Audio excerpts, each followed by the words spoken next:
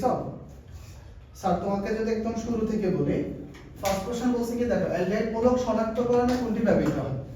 তো নরমালি হচ্ছে তোমরা জানো শনাক্তকরণে আমি যদি বলি আমরা 2,4-DNPS ইউজ করি, আর পার্থক্যকরণে ইউজ করি হচ্ছে কি জানো সিলভার নাইট্রেট আর অ্যামোনিয়াম হাইড্রোক্সাইডকে আমরা একসাথে বলি হচ্ছে টলেন্টিকার। তো এমনিতে আমি যদি বলি অ্যালডিহাইড মূলক শনাক্তকরণে কোনটি ব্যবহৃত হয় সেটা হচ্ছে 2,4-DNPS। সেকেন্ড কোশ্চেন হচ্ছে কোন বিক্রিয়ায় জাইমেস এনজাইম কার্যকরী। তোমরা এটা পড়ছো পঞ্চম অধ্যায়। জাইমেস এনজাইম কোথায় কার্যকরী সেটা হচ্ছে আমরা জানি গ্লুকোজকে যখন ভাঙি যখন ইথানলে পরিণত করে তখন আমাদের কি এনজাইম লাগে বলো তো জাইমেস এনজাইম। তার মানে অ্যানসার কত সি। কোনটি জাইমেস বিক্রিয়া সব সময় তোমরা একটু দেখবা যখন তোমার পরীক্ষায় एग्जांपलগুলো থাকবে তুমি অ্যানসার এ দেখবা অ্যানসার বি দেখবে সি ডি দেখবা এরপরে মাঝখানেরগুলো দেখবা। দেখো এটা একটা তাপীয় বিয়োজন। তাপীয় বিয়োজন বিক্রিয়া কখনো জান বিয়োজন হয় না। এখানে সালফারের মান -2, এখানে সালফারের মান +4, আর এখানে স্যার যদি বলি সালফারের মান হচ্ছে 0, তার মানে এখানে জার মানে কি হইছে বলো তো পরিবর্তন হইছে। তাহলে এটা হচ্ছে কি বিক্রিয়া জান বিয়োজন বিক্রিয়া। কোনটি কম পোলার। আমরা জানি পোলার যৌগ ডিপেন্ড করে হচ্ছে আচ্ছা আমি যদি বলি এটা হচ্ছে H2F হবে। আচ্ছা পোলার যৌগ ডিপেন্ড করে হচ্ছে কিসের উপর হাইড্রোজেন বন্ধনের উপর। দেখো এখানেও হাইড্রোজেন বন্ধন আছে, এখানেও হাইড্রোজেন বন্ধন আছে, এখানেও হাইড্রোজেন বন্ধন আছে, কিন্তু এখানে হাইড্রোজেন বন্ধন আছে না। তাহলে এটা কম পোলার। কোনটি কম পোলার সেটা হচ্ছে কার্বন ডাইঅক্সাইড। কোন অ্যাসিডের পিক এর মান বেশি। স্যার এটা একটু বুঝাই মনে রাখবা অ্যাসিড যত দুর্বল হবে পিক এর মান তত বেশি হবে। তো অ্যাসিড কোনটা দুর্বল একটু যদি তুমি চিন্তা করো সবথেকে দুর্বল অ্যাসিড হচ্ছে ইথানোয়িক অ্যাসিড, কারণ এখানেও হ্যালোজেন আছে এখানেও হ্যালোজেন আছে। হ্যালোজেন অ্যাসিডগুলো একটু তীব্র অ্যাসিড হয়, আর ইথানোয়িক অ্যাসিড বেনজোইক অ্যাসিড থেকে কি বলে একটু দুর্বল। তাহলে দুর্বল অ্যাসিড কোনটি ইথানোয়িক অ্যাসিড, আর দুর্বল অ্যাসিডের কি বেশি পিক এর মান বেশি। কোন যৌগটি পানি শূন্য করার কাজে ব্যবহৃত হয় যাকে আমরা নিরোধক বিক্রিয়া বলি। কি বিক্রিয়া নিরোধক, অর্থাৎ পানি বের করার কাজে বের করে। এই পানি বের করার কাজে ইউজ করা হয় অ্যালুমিনিয়াম অক্সাইডকে। কাকে বলো তো অ্যালুমিনিয়াম অক্সাইডকে। এরপরে এমআরআই যন্ত্রের সাহায্যে মানবদেহের রোগ নির্ণয়ের ভূমিকা রাখে কে জানো হাইড্রোজেন। মনে রাখবা মানবদেহের রোগ নির্ণয়ের কাজে ভূমিকা রাখে কে হাইড্রোজেন। কোনটি সর্বাধিক তড়িৎ ঋণাত্মক মূল। আমরা জানি সর্বাধিক তড়িৎ ঋণাত্মক মূল হচ্ছে ফ্লোরিন, যার পারমাণবিক সংখ্যা কত 9, তার মানে হচ্ছে এইটা সি 1:2:2p5। স্থিতি অবস্থায় কোন গ্যাসীয় আয়নটি সর্বাধিক বিজোড় ইলেকট্রন রয়েছে। দেখো তোমরা যদি দেখো ক্রোমিয়ামে ইলেকট্রন আছে হচ্ছে থাকে হচ্ছে 24টা, এখন তিনটা ছাড়লে ইলেকট্রন আছে কয়টা বলো তো 21টা। তো এখানে ইলেকট্রন আছে 21টা, কোবাল্ট হচ্ছে 27টা, তিনটা যদি ছাড়ে তাহলে আছে কয়টা 24, আর নিকেল হচ্ছে 28, যদি দুইটা ছাড়ে আছে কত 26, আর কপার হচ্ছে কয়টা 29, দুইটা ছাড়া কয়টা 27। তাহলে তোমরা জানো এই যে কোবাল্ট 24 এর সবথেকে বেশি বিজোড় হবে, কারণ স্যার 4s1 হবে 3d কত হবে 5 হবে। আমরা ইলেকট্রন বিন্যাস যদি করি ক্রোমিয়ামের ধরো কোবাল্ট 3+ কার ইলেকট্রন বিন্যাস লাভ করবে ক্রোমিয়ামের ইলেকট্রন বিন্যাস লাভ করবে। তো ক্রোমিয়ামের ইলেকট্রন বিন্যাস যদি লাভ করে ক্রোমিয়ামের ইলেকট্রন বিন্যাস কি 3d5 4s1, 3d5 4s1, তার মানে সর্বাধিক বিজোড় ইলেকট্রন আছে কোথায় কোবাল্টে। নিচের অ্যাসিডের আচ্ছা নিচের অ্যাসিডের সাথে সোডিয়াম হাইড্রোক্সাইড বিক্রিয়া প্রশমন তাপ সবথেকে বেশি। এটা তোমাদের আমি পড়াইছি। এই যে ক্ষার অ্যাসিড আমরা জানি অ্যাসিড ক্ষারের বিক্রিয়া কি উৎপন্ন হয় লবণ ও পানি, আর এই যে পানি উৎপন্ন হয় এই পানি উৎপন্ন হওয়ার সময় এখানে কতটুকু তাপ উৎপন্ন হয় প্লাস 57.34 কিলোজুল তাপ উৎপন্ন হয়, তাই না। এটা হচ্ছে নরমাল।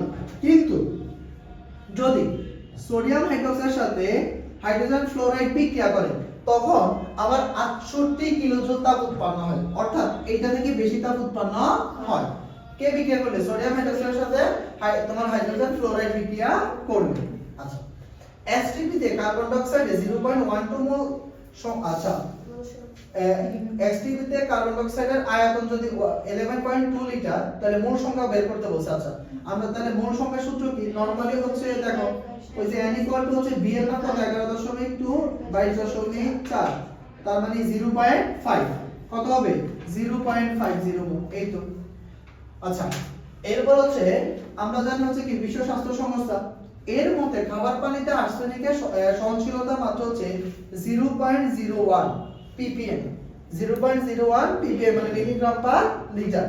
সোডিয়াম ক্লোরাইডের জলীয় দ্রবণে অর্থাৎ সোডিয়াম ক্লোরাইডের মধ্যে কি আছে পানি আছে, তো সোডিয়াম ক্লোরাইডের মধ্যে যদি পানি থাকে সোডিয়াম প্লাস হয় H প্লাস হয়, আর OH মাইনাস হবে আর হবে ক্লোরাইড মাইনাস। তাহলে এই জায়গায় আমার কখনোই কোনটি উৎপন্ন হয় না। দেখো স্যার যদি বলি এখান থেকে হাইড্রোজেন গ্যাস উৎপন্ন হবে, এখান থেকে পানি উৎপন্ন হবে, তাই না? কিন্তু কখনো সোডিয়াম আয়ন উৎপন্ন সোডিয়াম উৎপন্ন না, কারণ সোডিয়াম তো বিক্রিয়াই করে না।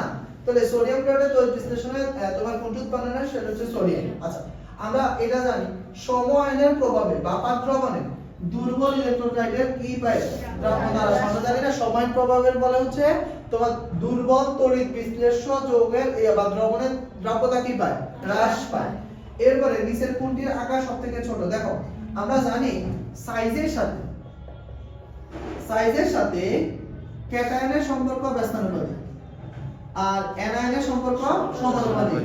তাহলে এখানে ক্যাটায়ন কি একটাই, তার মানে সোডিয়াম আয়নের হচ্ছে কি বলতো আকার সবথেকে ছোট। এই যে জায়গাটা দেখছো আমরা 15টা এমসিকিউ সলভ করছি, এখানে খুব বেশি ম্যাথ ছিল না। এই যে জগন্নাথে ধরো কালকে এই পরীক্ষা হয়েছে 15টা কোশ্চেন, খুব একটা কোশ্চেন এখানে খুব একটা কঠিন না আছে না। তো এই তোমাদের সমস্যা হচ্ছে কি বেসিক না পড়ার কারণে বা এমসিকিউ সলভ না করার কারণে, মেইন পয়েন্ট না পড়ার কারণে ধরাটা কম। তো এই 15টা কোশ্চেনটা বুঝছো না, বুঝো না? ওকে, এবার আমাদের বলছে কি কোনটি ক্যানিজারো বিক্রিয়া প্রদর্শন করে না। মনে রাখবে যে সকল যৌগে আলফা হাইড্রোজেন থাকে, যদি আলফা হাইড্রোজেন থাকে তাহলে ক্যানিজারো বিক্রিয়া প্রদর্শন করে না। এখন আলফা হাইড্রোজেন কি তোমরা জানো? কার্যকারী মূলকের ফার্স্ট কার্বনটাকে আমরা কি কার্বন বলি? আলফা কার্বন বলি। আর আলফা কার্বন হাইড্রোজেন হচ্ছে আলফা হাইড্রোজেন। দেখো এটা হচ্ছে কার্যকারী মূলক, তার মানে এখানে কার্বন নাই, তার মানে এটা আলফা কার্বন না, এটা ক্যানিজারো বিক্রিয়া দিবে। যদি না থাকে তাহলে দিবে, আর যদি থাকে তাহলে দিবে না। তাহলে এখানে দেখেন এটা হচ্ছে আমার কার্যকারী মূলক, এখানে আলফা কার্বন আছে এবং আলফা হাইড্রোজেন আছে, তাহলে এটা ক্যানিজারো বিক্রিয়া প্রদর্শন করে না। এই যৌগটাকে আমরা বলি হচ্ছে টেট্রাঅ্যামিন কপার, বুঝছো?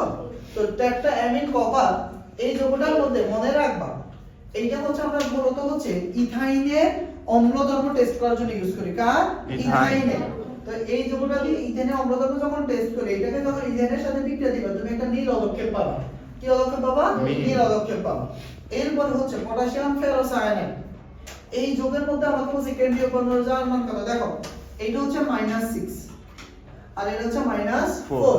তাহলে -6 থেকে আর এটা কিন্তু ওই দিকে, তাহলে মানে যদি 4 বিয়োগ করে তাহলে কত থাকে? -2। তাহলে এই পাশে হবে কত? +2।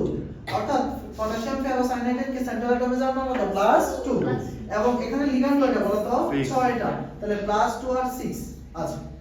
এরপরে এই যে বিক্রিয়াটা আছে কেপিক অ্যাসিড সম্পর্ক, আমরা জানি কেপিক অ্যাসিড সম্পর্কের ক্ষেত্রে শুধুমাত্র গ্যাসীয় অবস্থা কাউন্টেবল। তাহলে এটা হচ্ছে 1 মোল, এটা হচ্ছে 1 মোল, কয় মোল? 2 মোল। তো আর এটা হচ্ছে সলিড, তাহলে এটা কি কাউন্ট হবে না। তাহলে কেপিকল কেসি আরটি কেপিকল কেস, আচ্ছা স্যার যদি বলে এটা মাইনাস হবে, কেপিকল কেসি আরটি টু দি পাওয়ার কত বলো তো? 2, কারণ আমার এখানে -0 হবে। ডেল এর ক্ষেত্রে কি হবে বলো তো? 2 - 0। তাহলে आंसर হচ্ছে এটা। আর 25 ডিগ্রি সেলসিয়াস তাপমাত্রা পানিতে ক্যালসিয়াম সালফেটের দ্রাব্যতা এত হলে এই দ্রাব্যতার গুণফল কত? স্যার তোমাকে যদি বলি এই যে ক্যালসিয়াম সালফেট, দেখো ক্যালসিয়াম 40, সালফেট 32 আর 4 হলো 64। তো স্যার যদি বলি এটা হচ্ছে 104 আর হচ্ছে কত? 32, 100 কত? 36।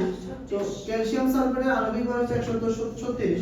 তুমি এটা করার জন্য নরমালি তোমার ক্যালকুলেটর লাগবে। দেখো তারপর স্যার যদি বলি এই যে 0.6 তোমার হচ্ছে 8, এটাকে যদি 136 দ্বারা ভাগ করো, আমার কথা বলে একটু বোঝার ট্রাই করো। তো আমি যদি এটাকে ইনভার্সটা এই দশমিকটা উঠাই দিই তাহলে কয়টা ইনটু 10 ইনভার্স কত হবে বলো তো? 2। এবার এটা দ্বারা এটারে কাটো তাহলে কত হয় বলো তো? তোমার হচ্ছে 2 68 দুগুণে কত বলো তো? 136। আচ্ছা এই 2 তার মানে 1 বাই কত বলো তো? 200। হ্যাঁ 1 বাই কত? 200। তো এই যে 1 বাই 200, তার যদি এটা কাছে 1 বাই 2 আমি লিখতে পারি 0.5 ইনটু 10 ইনভার্স 2 বা 0. বা আমি লিখতে পারি কি 5 ইনটু 10 ইনভার্স 3। তার মানে এটা দ্রাব্যতা কত? 5 ইনটু 10 ইনভার্স 3। এবার এই যে ক্যালসিয়াম সালফেট, ক্যালসিয়াম এখানে একটা আর সালফেট হচ্ছে একটা, তার মানে দ্রাব্যতার গুণফল হবে S স্কয়ার। তো S স্কয়ার যদি হয় 5 ইনটু 10 ইনভার্স 3 হোল স্কয়ার, তার মানে 5 5 25, তার মানে 25 টাইপ आंसर হবে। এখানে 25 টাইপ आंसर শুধু একটাই, 2.5 ইনটু 10 ইনভার্স 5। হাতে ক্যালকুলেট করার প্র্যাকটিস রাখতে হবে। স্যার কথা কি বুঝছো? তো আমরা এই জগন্নাথ বিশ্ববিদ্যালয়ে অ্যাডমিশন টেস্টে 20টা কোশ্চেন সলভ করছি এবং এই প্রত্যেকটা কোশ্চেনে আমাদের একাডেমিক লাইফে কোনো না কোনো বার পড়া হয়েছে, তাই না? তো এই যে অ্যাডমিশন সিজনটা হচ্ছে এইরকমই, তুমি একাডেমিক লাইফ যত ক্লিয়ার করে পড়বা, বেসিক পড়বা, অ্যাডমিশন তত ভালো করবা, এইটা হচ্ছে বাস্তব কথা, কেমন?